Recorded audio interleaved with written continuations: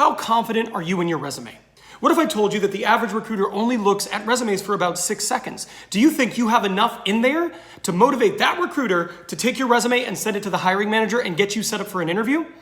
In today's video, I'm gonna give you 4 things you can do today, immediately, that will improve the quality of your resume and increase the probability that you get a chance to interview with the hiring manager. Let's go.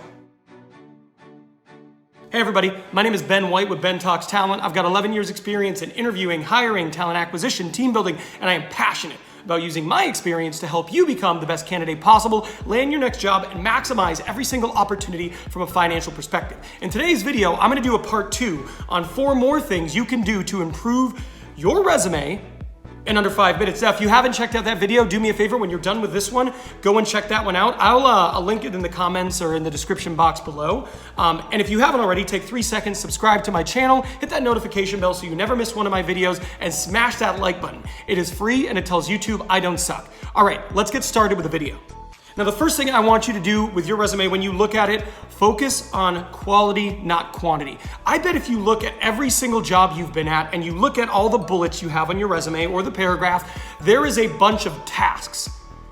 But are there a bunch of results? Most people have performed this, managed a large team. Well, what's a large team?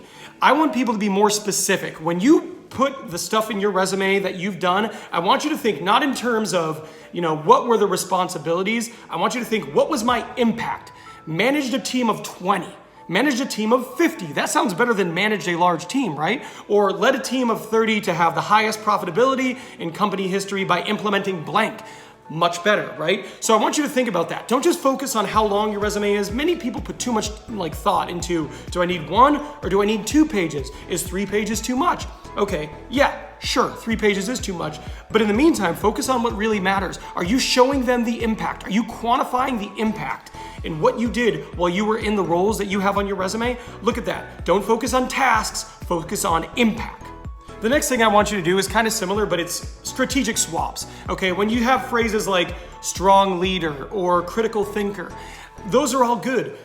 But it would be better if you back that up with some statistics, if you back that up with some cost savings, if you back that up with the way you were able to shorten lead time or something like that. Whatever your field is, you know what the KPIs are, you know what the measurables are, and if you don't include the way that you actually impacted your businesses in the spots you are, you were missing the boat on showing what a productive candidate you are. The next swap I want you to swap out, and a lot of this video so far has been about swaps, is I want you to avoid the cliches. So when you're looking at these generic cliche statements, you'll often see things like results-oriented or visionary leader. Okay, everybody has those in your resume. And part of the things that, one of the things you want to accomplish with a resume is you want to stand out. And one of the ways you can stand out is strategic swaps. So instead of having those overused phrases in your resume, try things like pioneered, accelerated, spearheaded.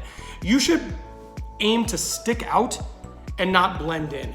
I did some research for this video, and I found that so many people use these overword phrases over and over again. And you can actually Google common resume terms, and when you see them and you see these templates, everybody's gonna do that. You should be looking for a way to stand out, not stand in.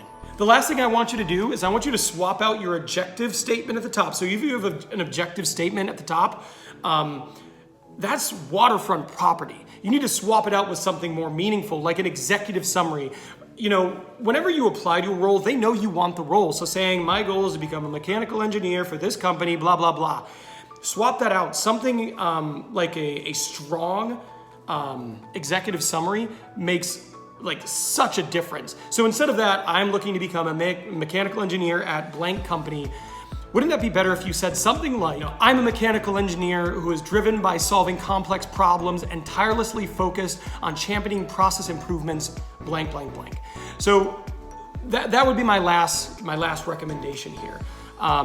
I've never been a big fan of objective statements. You're applying, they know your objective is to land the job, but at the very top, putting a strong executive summary can make a huge difference on how you're perceived immediately. It's right at the top of your resume. Recruiters and hiring managers alike will see that and know that you're the type of candidate they are interested in. There you go. Those are 4 more things you can do to your resume immediately to make you stand out as a stronger candidate. Good luck in your next interview. You've got this.